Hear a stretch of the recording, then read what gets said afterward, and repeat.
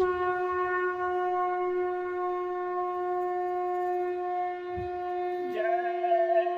गुरुदेव। जय गुरुदेव।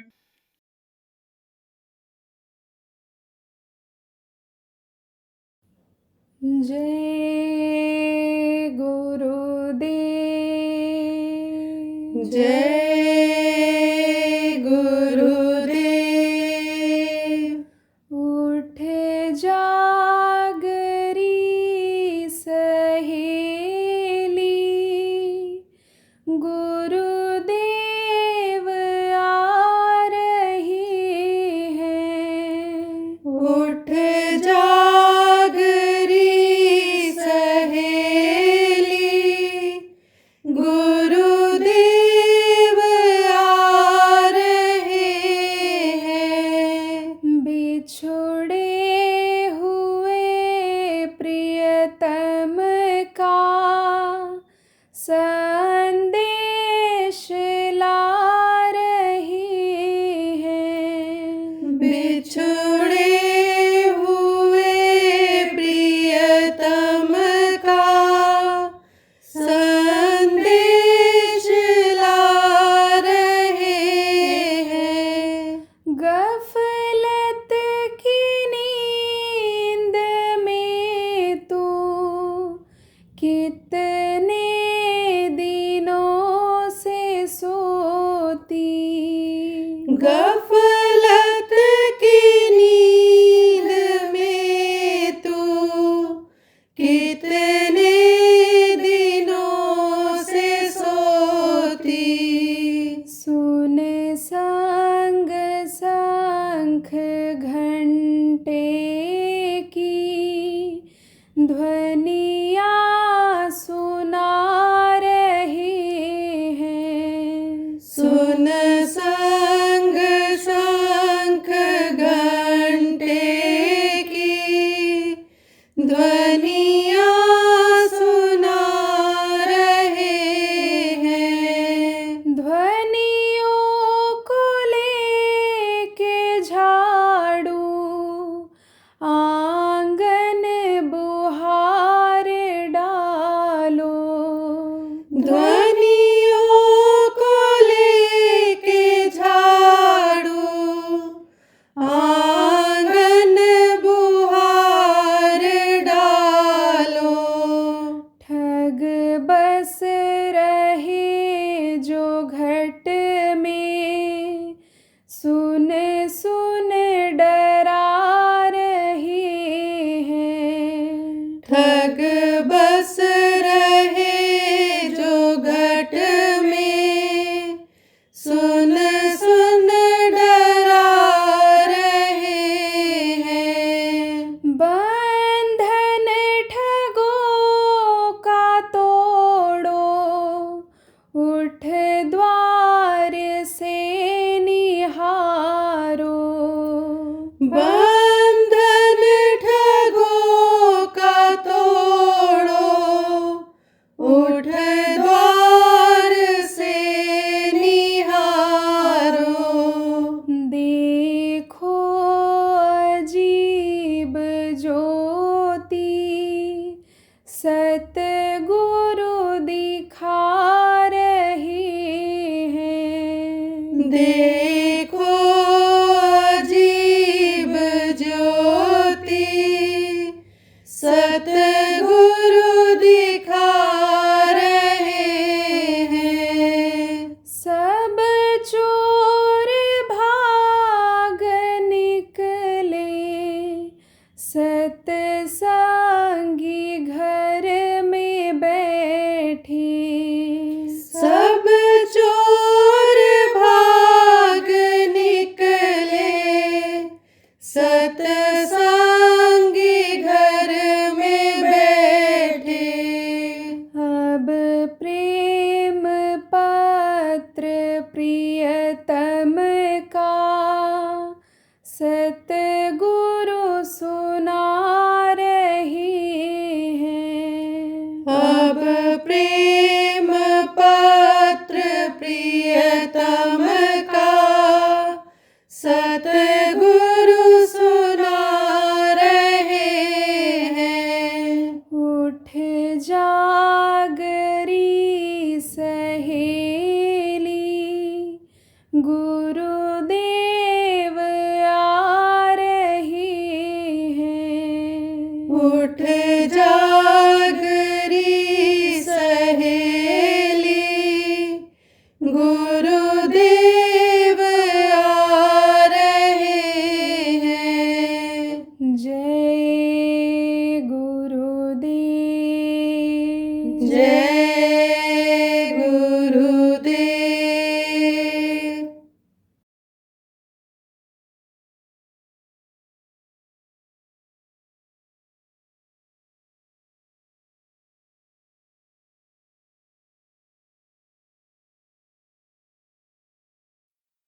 चीजें ऐसी होती हैं कि जो समय पर नुकसान करती है, जैसे बुढ़ापा है तो बुढ़े लोगों को, शरीर कमजोर वालों को तो ध्यान रखना चाहिए, क्योंकि हाथ पैर आँख कान ये सब ढीले पड़ जाते हैं, इंद्रियां शिथिल हो जाती हैं।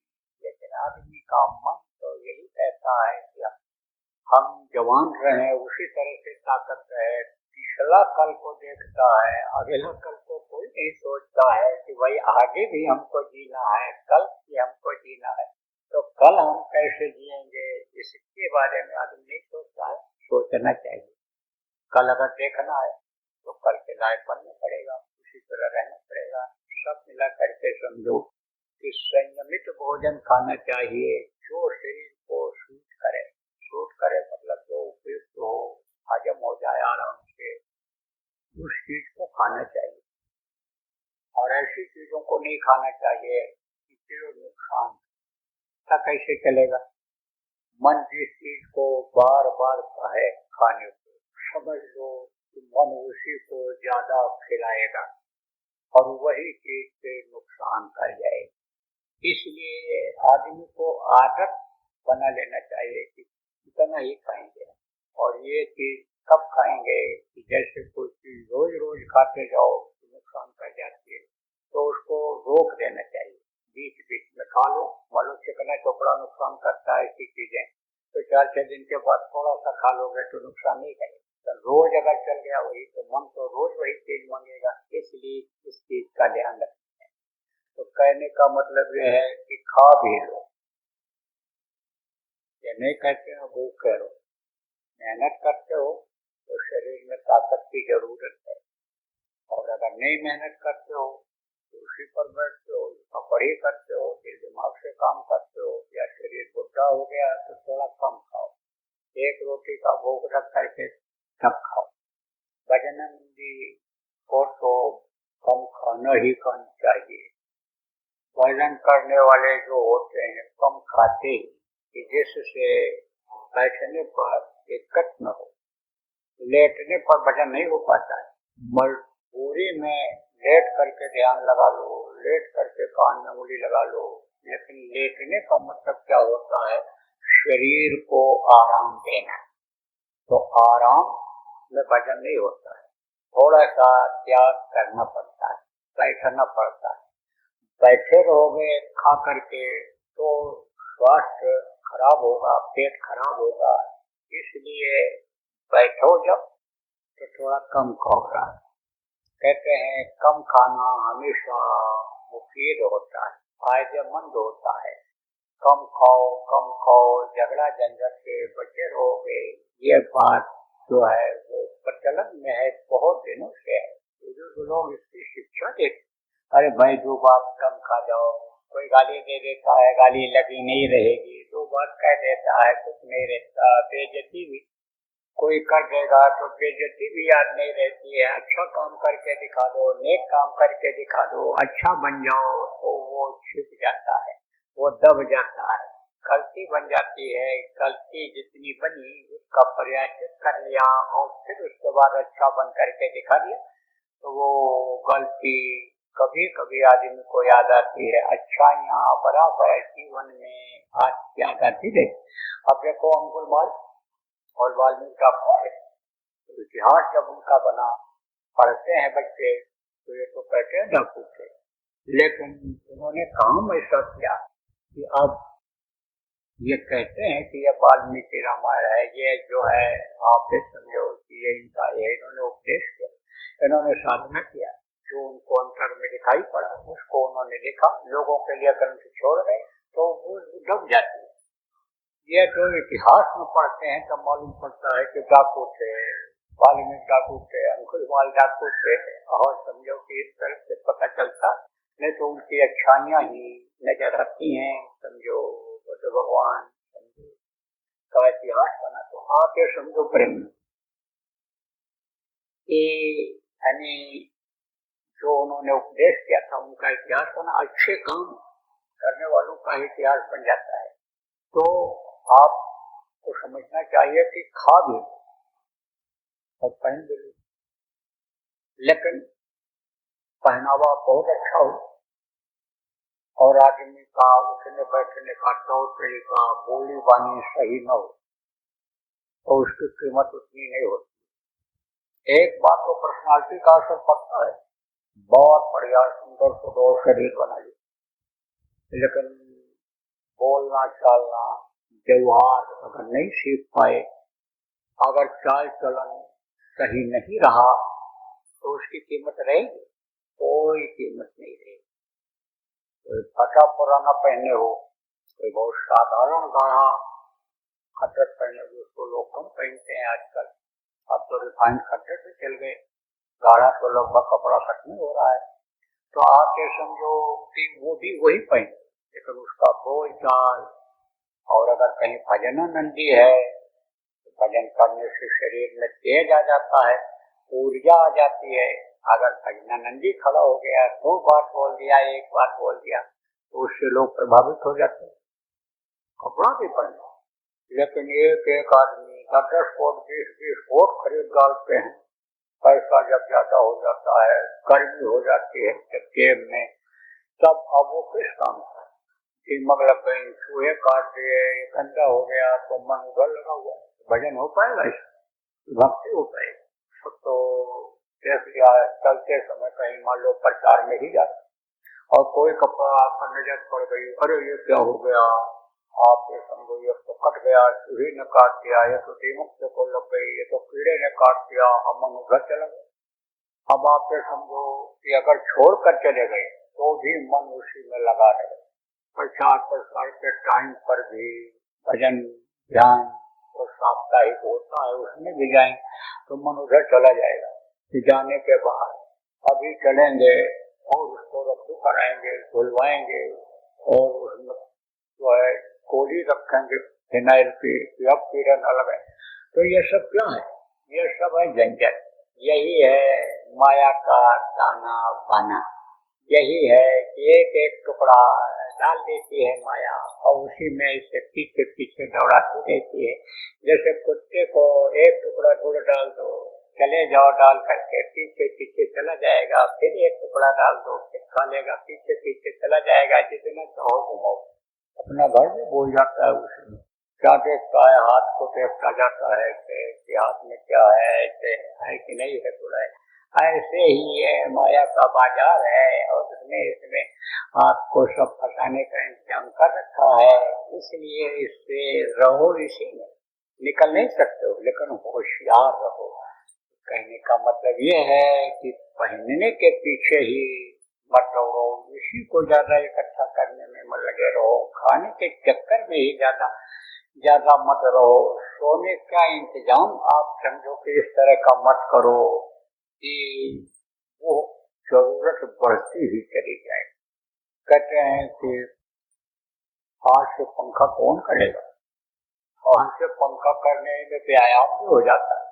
हाथ से पंखा अगर झलते रहो तो हाथ से फिर कसरत नहीं करना पड़ेगा, फिर जो है एक ऑपरेशन नहीं कराना पड़ेगा। आप ये समझो प्रेमियों कि पहले के समय में इतनी साधन सुविधा थोड़ी थी जितनी अब हो गई।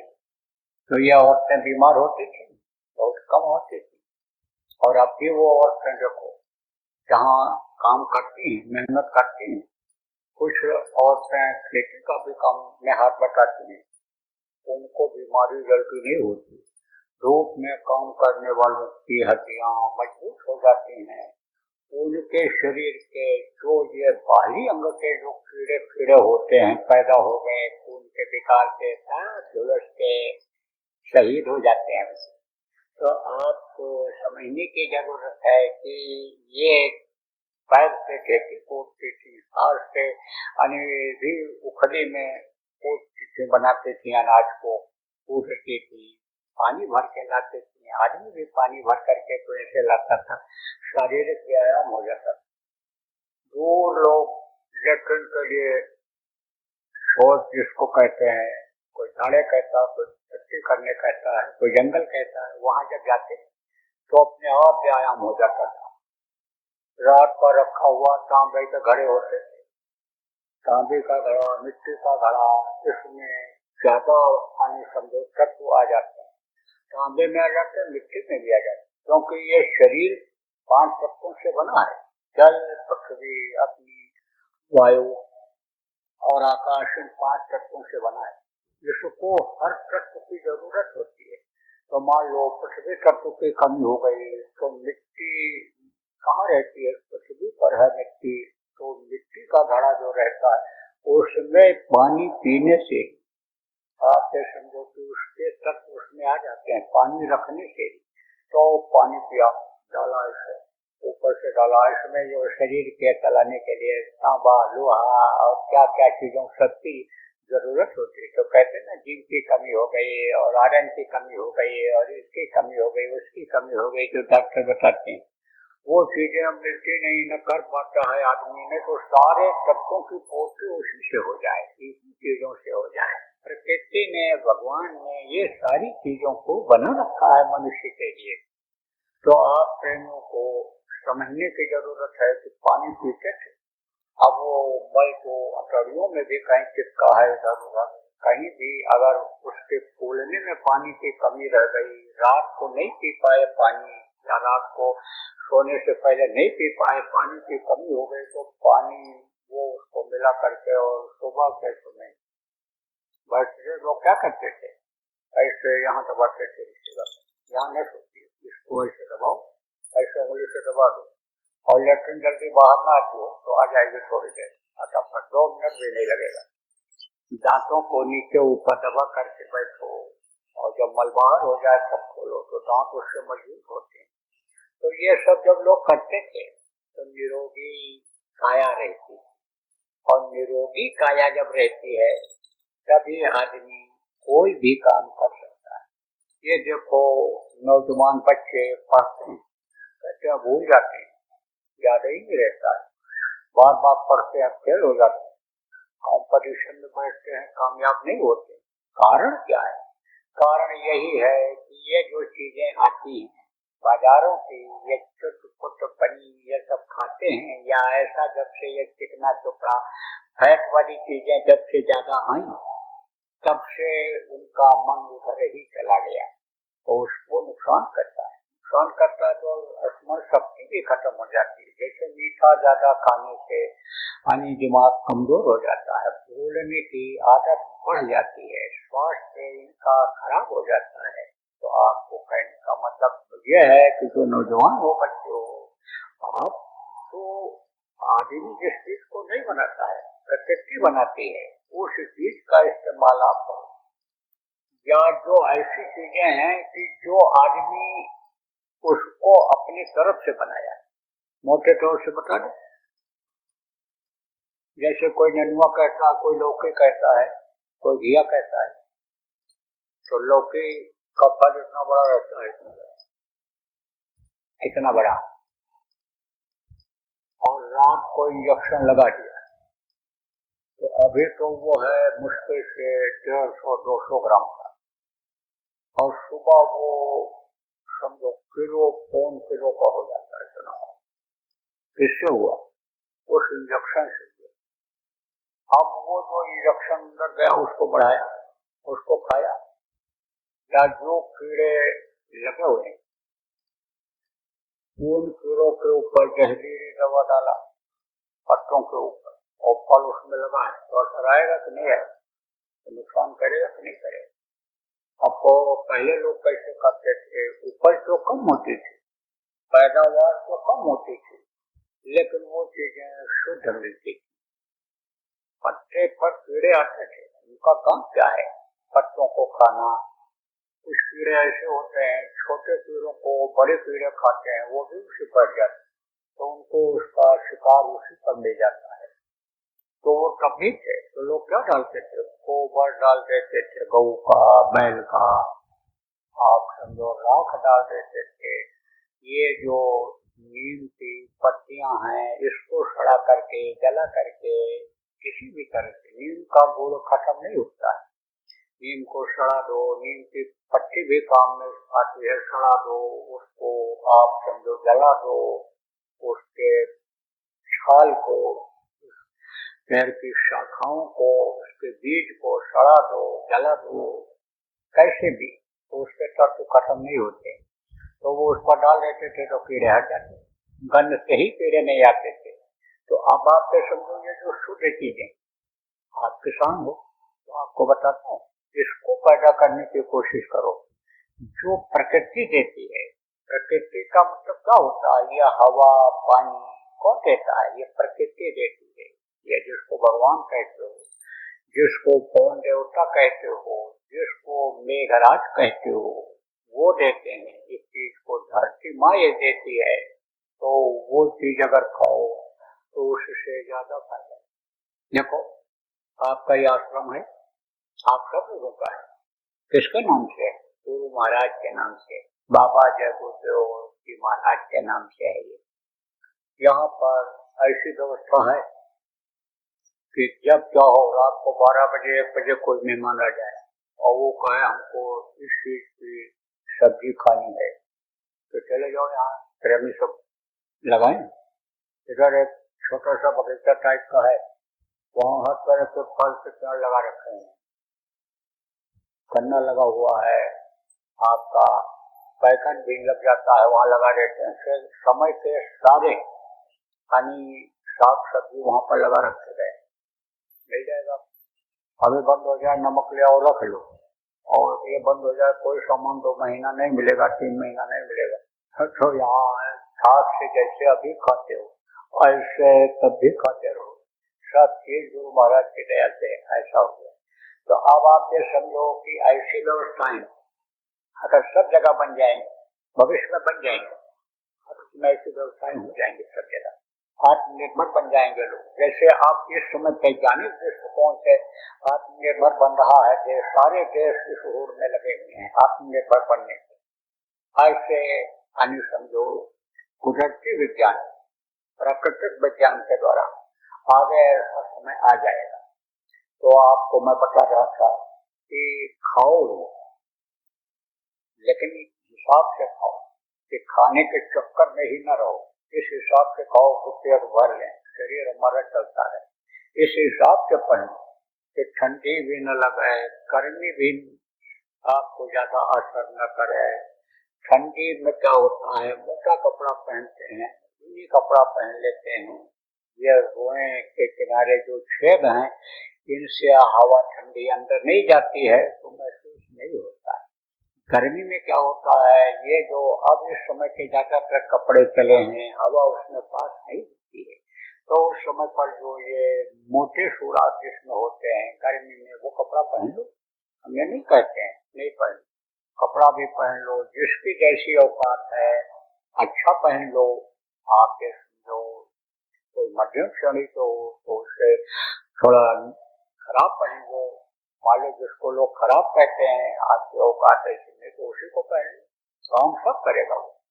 अब आप ये समझो, चाहे 10,000 रुपये का आप शर्ट पैंट बनवा लो, कोट पैंट बनवा लो, और चाहे 1,000 रुपये का बनवा लो, और गरीब आदमी है तो 400 रुपये बनवा लेगा शर्ट पैंट, उसका भी काम चलेगा।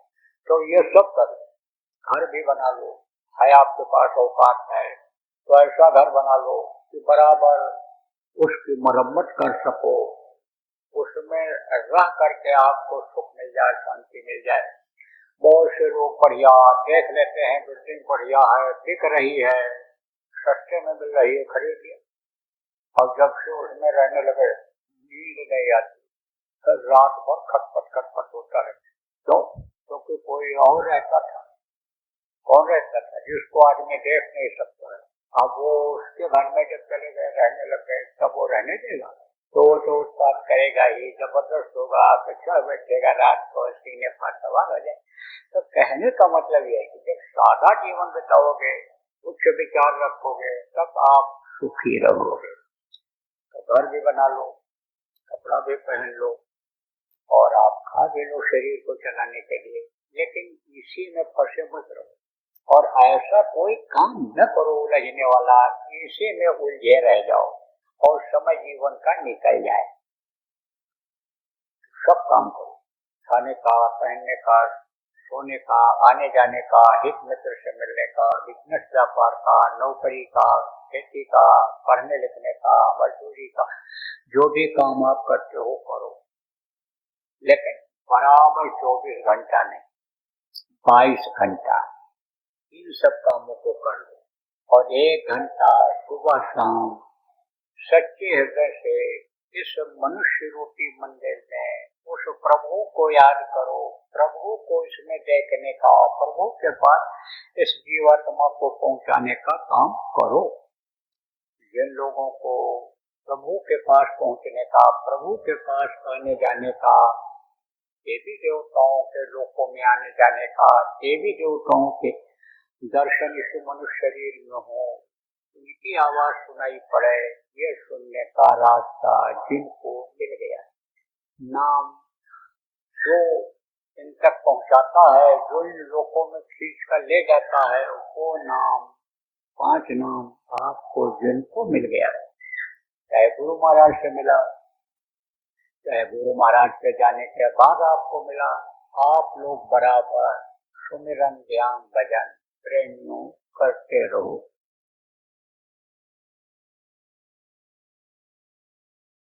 देखो प्रेमियों, हर पूर्णिमा को आपको कोई न कोई आदेश दिया जाता है, और नहीं दिया जाता है तो वही कह दिया जाता है कि पुराना जो आदेश चल रहा है उसी का पालन करो, उसी को करो। तो आज ये आदेश दिया जा रहा है कि इधर सावन के महीने में बहुत से लोग धार्मिक कार्यक्रम करते हैं, आयोजन करते हैं। तो आप लोग सावन के महीने में साधना शिविर लगाओ, जहाँ जैसा संभव हो, शहर में, गांव में, जहाँ जैसे जगह मिल जाए, घर पर किसी के नहीं, घर से बाहर कोई जगह मिल जाए गांव में, सुबह शाम का रहेगा। किसी का प्राइवेट स्कूल ही है, अगर दे दे 2 घंटे 3 घंटे के लिए, सुबह जल्दी 4 बजे से और आपके 6-7 बजे तक, शाम को दे दे, वहाँ भी लगा सकते हो। और नहीं तो अपने आश्रम बहुत बन गए, आश्रमों पर तो सब जगह साधना शिविर लगाने की जरूरत है। तो ये नए लोग उसमें आएंगे, सुमिरन ध्यान भजन सीख जाएंगे, करने लगेंगे, अभ्यास भी उनका बढ़ जाएगा, आपका भी अभ्यास बढ़ जाएगा। आपका मन ये जो दौड़ लगा रहा है, ये जो गुलांच भर रहा है, इस पर भी रोक पड़ेगा, दुनिया की तरफ से हटेगा, और प्रभु की याद में जब यह मन लगेगा तो परलोक भी बनेगा। नए लोक बनाने में ही सुट से चले जाओगे। ये धोकनी चल रही है, बंद हुई कहाँ गए, इंतजार होगा कि कहाँ पूरा हो गया। जहाँ पूरा हो जाएगा वहीं शरीर छूट जाएगा, फिर कुछ कर पाओगे।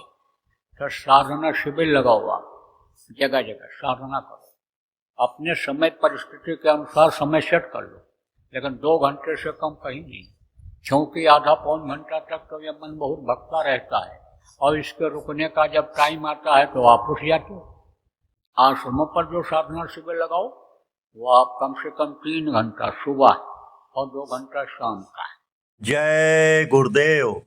सरकारी व गैर सरकारी अनुदान के लिए बिना सत्संगियों के सहयोग द्वारा जनहित के कार्यों में लगी हुई बाबा जय गुरुदेव धर्म विकास संस्था का मुख्यालय पिंगलेश्वर रेलवे स्टेशन के सामने मक्सी रोड, उज्जैन, मध्य प्रदेश में है। यहाँ पर सत्संग व नामदान का कार्यक्रम होता रहता है। अतः आप श्रोताओं से अनुरोध है कि बाबा उमाकांत जी महाराज के आश्रम उज्जैन एक बार परिवार सहित जरूर पधारिएगा। आपके सुझाव के लिए व्हाट्सएप नंबर 9575600700। जय गुरुदेव, जय गुरुदेव।